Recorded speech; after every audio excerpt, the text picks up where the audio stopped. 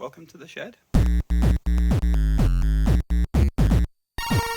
Hi, welcome back to the shed. I'm Joe Bleeps, and today I'm going to be showing you around my shed in a little more depth. I have done a games room and shed tour before in the past, but I thought that seeing as recently I've spent quite a bit of time reorganising this shed to fit even more stuff in it on this lovely sunny autumn morning, it might be a good time for me to share with you what I've been doing with it and how I've just about managed to squeeze all this stuff into a tiny space. I know a lot of people have asked about my workspace and where I do all of my different projects and things, and maybe a little bit of kind of behind the scenes of this ramshackle affair that I call the YouTube channel might be interesting. So yeah, let's take a look.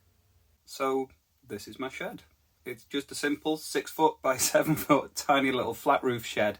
I've put it up on beams to get the whole thing level, and it's up against the garage, so I've got power coming through from there. But let's take a look inside. So as you step in, you do now have to step around my new 3D printer, but there's actually plenty of space to work in there. Certainly plenty of room for me to move my chair around and lots of storage space.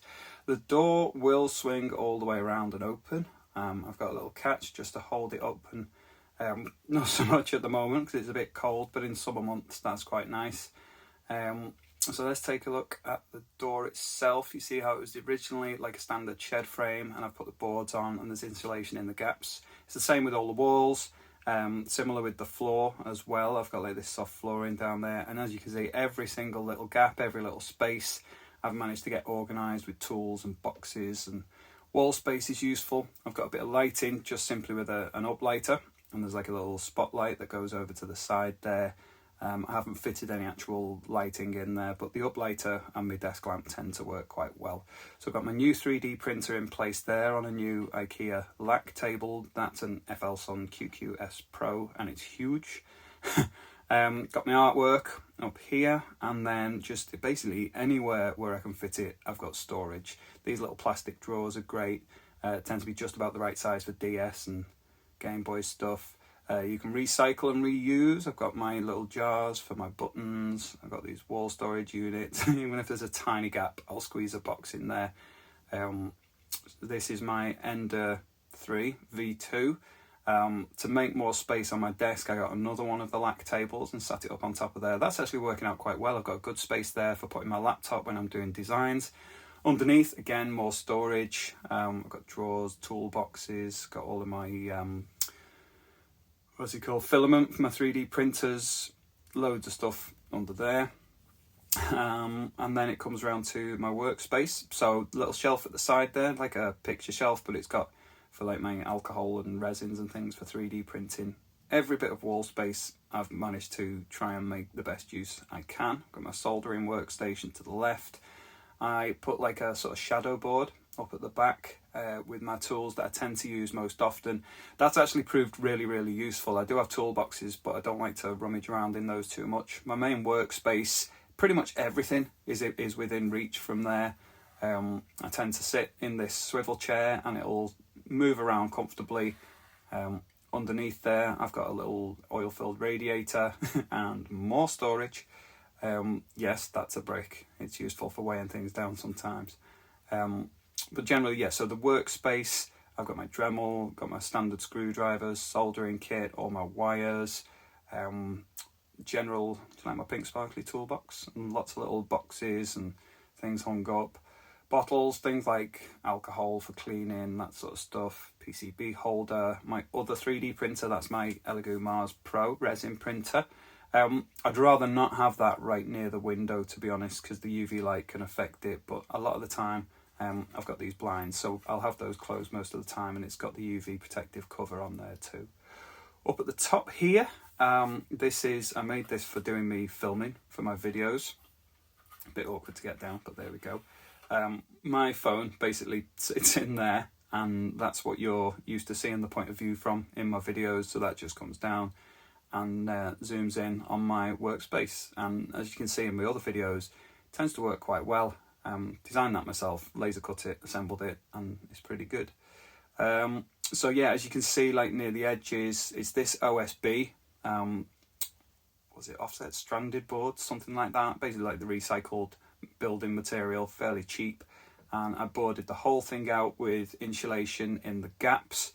As you can see from the fact that I had a small car at the time, so the panels had to get cut up into smaller bits. It's a bit of a patchwork quilt at points. The floor is like felt underlay with like this matting that's meant for use in a garage. It's quite soft, so when I'm scrambling about under the desk, it's not too bad for kneeling on, which is good when you're getting old.